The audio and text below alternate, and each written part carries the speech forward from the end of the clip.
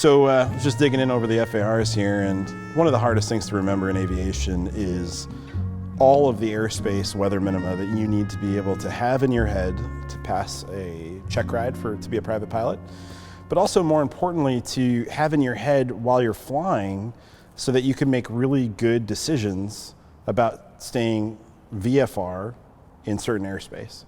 And so if you don't know the weather minimums, you're going to have trouble being able to stay VFR and thus stay safe in the aircraft while you're trucking through the sky, right? But most students have a really hard time remembering this, and a lot of students can't even remember where the bathroom is at the airport. So remembering Class E or airspace weather minimums is pretty difficult. So we've come up with kind of a interesting way to do this. For a long time, I was thinking to myself, what can we do to make this stick with a student? And you go over the FARs and you tell them where to find the information, but they're not going to be holding the FARs while they're in the airplane. It's got to be in their head. And so one of the best ways to do this, I found, was to do something that's been around for thousands of years, even longer. There's this concept of what's called the memory palace. And the memory palace is this technique that memory champions use to be able to remember lots and lots of things. For instance, they can remember like a whole deck of cards, which I am not going to do on YouTube. It's just kind of egregious. But they have this really cool technique where they could take a card like a 2 of hearts, and they can envision their bedroom maybe when they were growing up. It was probably a mess, but they look at their bed in their head and they think, okay, well, maybe I'll think there's 2 baboons fighting on my bed, and that's how I'll remember the 2 of hearts.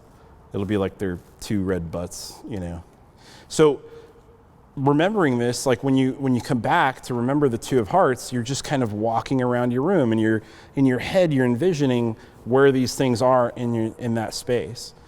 But there's something even better than that. And rather than try to sit here and explain how to do the memory palace technique, I found that there's an even better way, and it's the Aboriginal way. And it actually works, it's proven scientifically to work better than the memory palace method. It's like 2.8 times the normal memory method.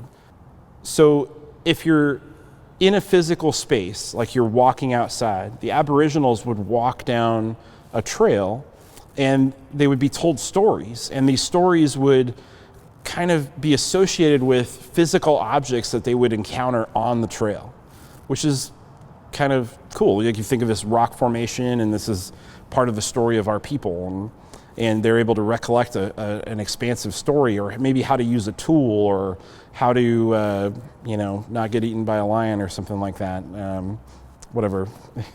But for us, I thought, well, it'd be really great if we could remember Class E, Class D, Class B, all these airspace requirements, if we walked around a familiar path that we all know. Now, all of us as private pilots do a pre-flight, at least you hopefully do a pre-flight, but we've all walked around the airplane how many hundreds of times? And so what we're going to do today is we're going to incorporate this memory technique by walking around the aircraft and remembering and placing around the aircraft things that we can use to remember all these different airspace weather requirements. So let's do it. At North Aero, we use a Piper PA-28-151 Warrior, which you may or may not be familiar with, but it's a great airplane to learn to fly in. And we do the walk around in the same direction each time, which is probably how you're familiar with in the aircraft you're flying. So we're going to start up by the cockpit at the door. When we're doing a pre-flight, we start in the cockpit and then we hop out of the airplane. And I want you to remember on our first step of the memory tour, the door. The door is Class D airspace. So when you see the door, I want you to think Class D airspace. And on the side of the door, I want you to see 3 Cessna 152s. Those are the aircraft that the Warrior has shot down in Class D airspace. So those 3 152s represent 3 miles visibility, 1,000 above, 500 below, and 2,000 foot horizontal for cloud clearance. So door, 3 152s. We shot them down. Do we have more ammo? The next stop on our memory walk is the aileron. Class A airspace is represented by the aileron. It's this big white thing out here that you've probably seen a half a dozen times or so doing your pre-flight. And I want you to imagine an 18,000 foot line at the trailing edge, because Class A airspace starts at 18,000 feet, and everything above that, you have to be IFR. So there is no cloud clearance and visibility requirements.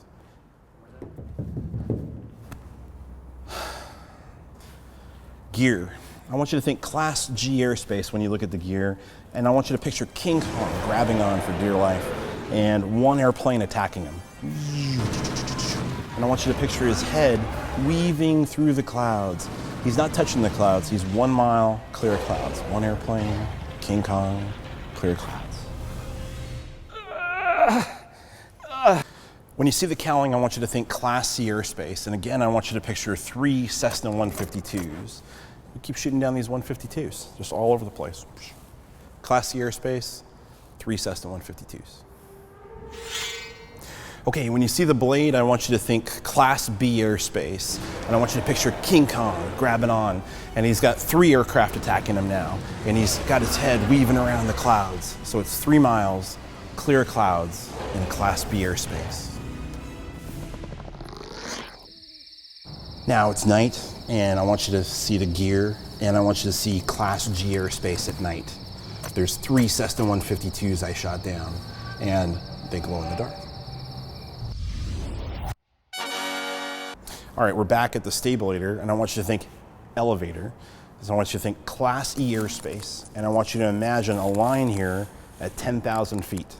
On the top, I shot down an F-111. That's 5 miles visibility, 1,000 above, 1,000 below, and 1 statute mile horizontal. And down below 10,000 feet, I shot down 3 more Cessna 152s.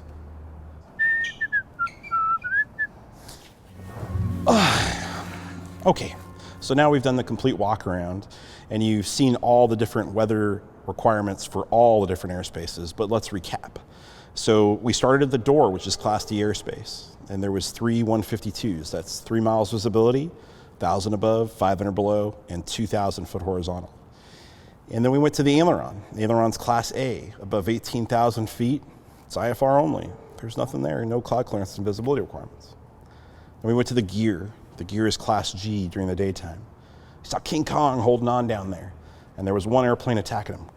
So it's 1 mile clear of clouds. Then we went to the cowling. The cowling was Class C airspace. There was 3 more Cessna 152s I shot down. And we went to the blade. That's Class B airspace, the prop, standing straight up. And you saw King Kong holding on again, and he was getting attacked by 3 airplanes. So it was 3 miles visibility, clear of clouds. Then we went to the landing gear again, but at night. And we saw 3 Cessna 152s glowing in the dark on the wheel pan. And then we went to the elevator, the stabilator, Class E airspace. And above 10,000 feet, there was an F-111. That's 5 miles visibility, 1,000 above, 1,000 below, and 1 statute mile horizontal. And then we looked below 10,000 feet, and we saw 3 more Cessna 152s. We shot down a lot of 152s, yeah. Thank you guys for joining us. I hope you really got something out of today, and maybe you can incorporate this method into what you're doing and learning, and maybe you can even incorporate different things. So my name is Eric Teeters. This is our flight school, North Aero, located in Salinas, California, and we hope you tune in next time.